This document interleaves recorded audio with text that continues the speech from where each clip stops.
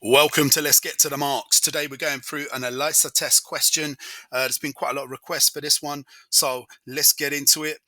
2.1. What is a monoclonal antibody? So that's the first part of the question. What's a monoclonal antibody?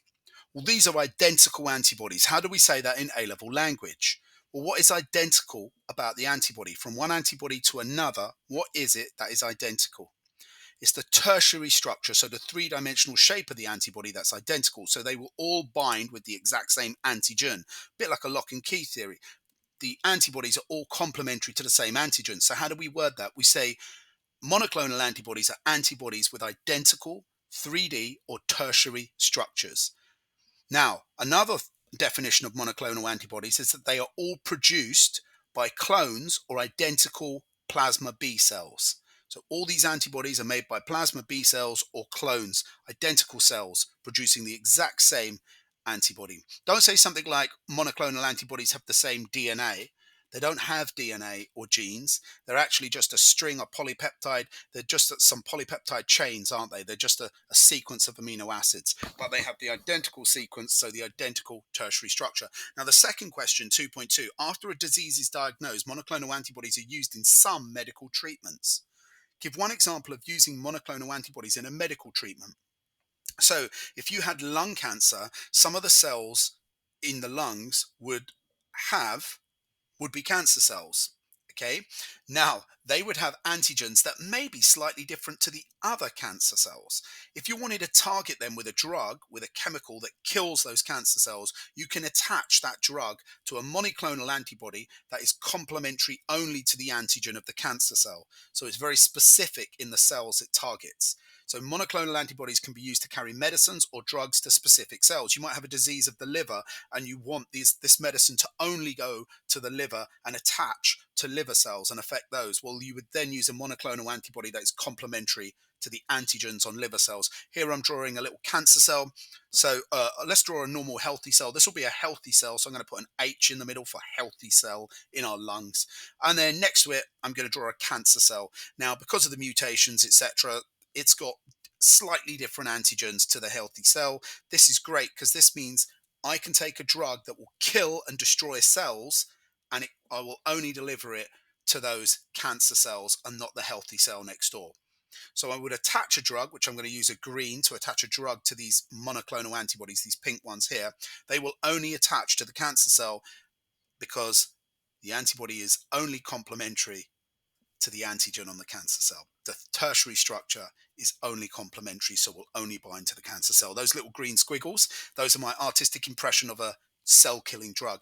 Well, let's get down to the main question here. 2.3.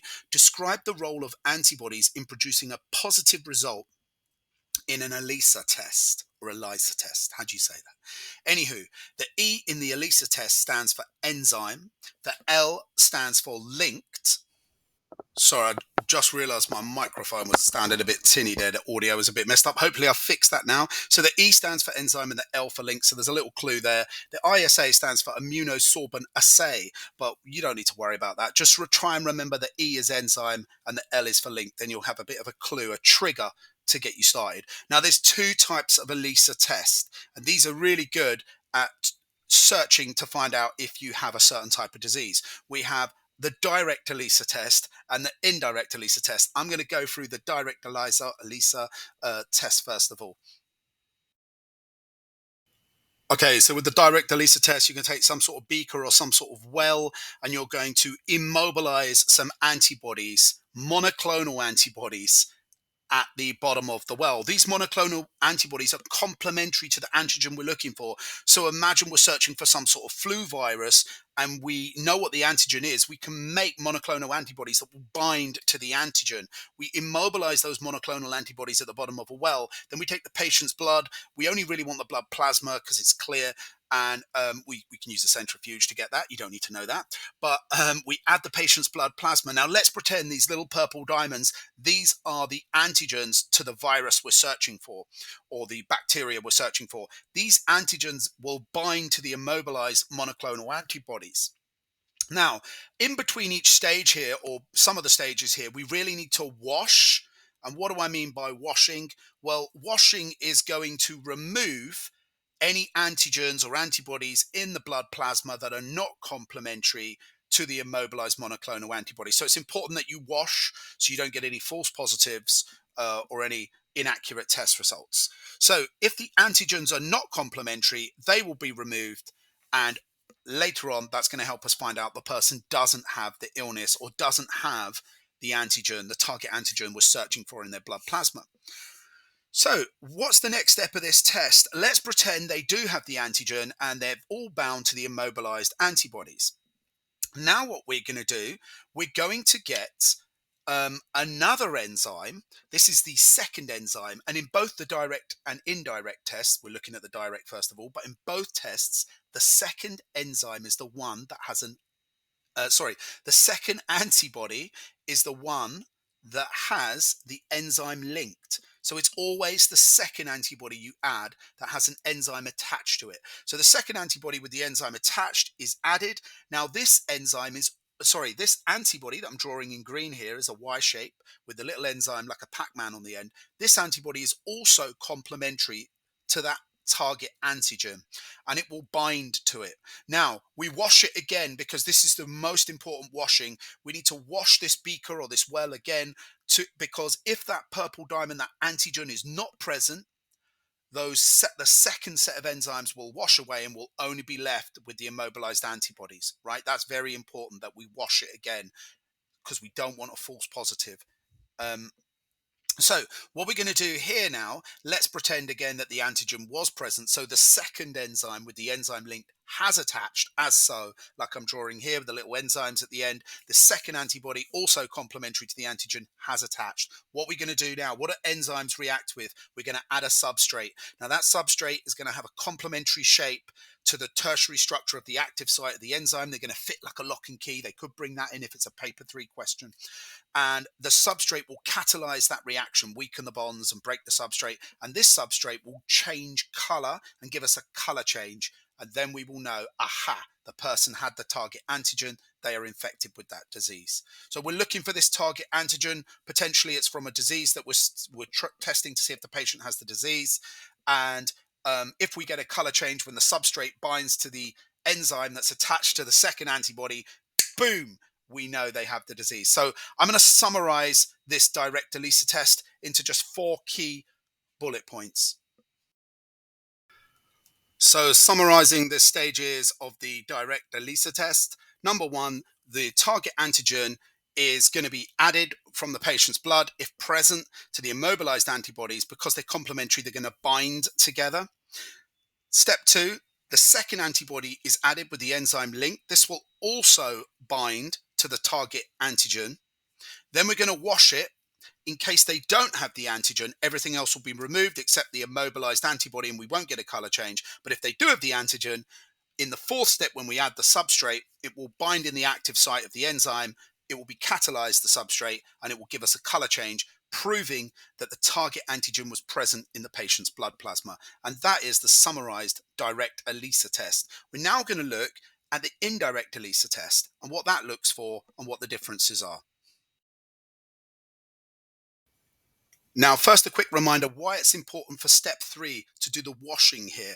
If you wash the sample, if the person doesn't have the antigen, i.e. they don't have the disease you're checking for, then the enzyme will be removed when you wash, and then you won't get a color change. You'll know they don't have the disease. If you forget to wash in between step 3 and 4, then the enzyme will be there regardless of whether they had the antigen for the disease. And when you add the substrate, you'll get a color change and you'll get a false positive where you go, you have the disease, but they don't really. All right, let's move on.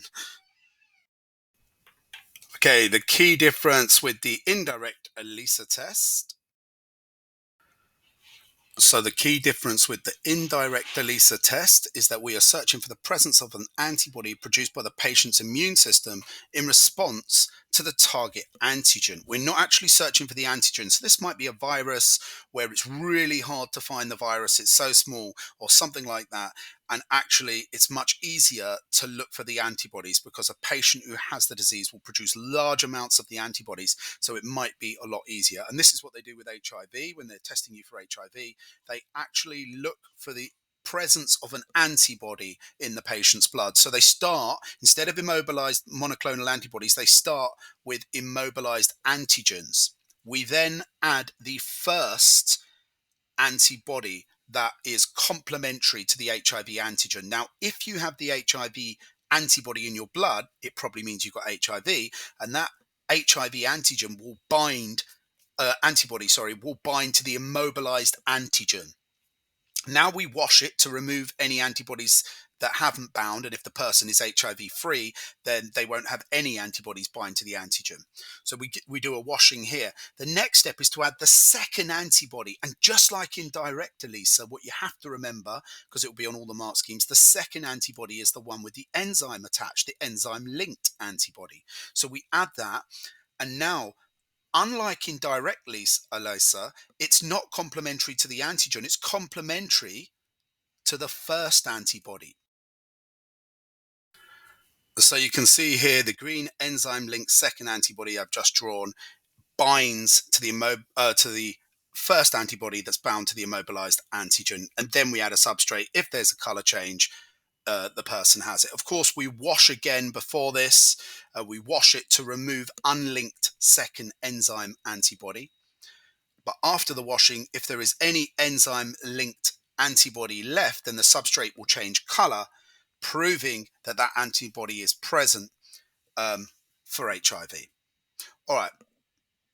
Sharing's caring. Hit the like, punch up the bell, You're still subscribe. Let's get here? to them. It's over.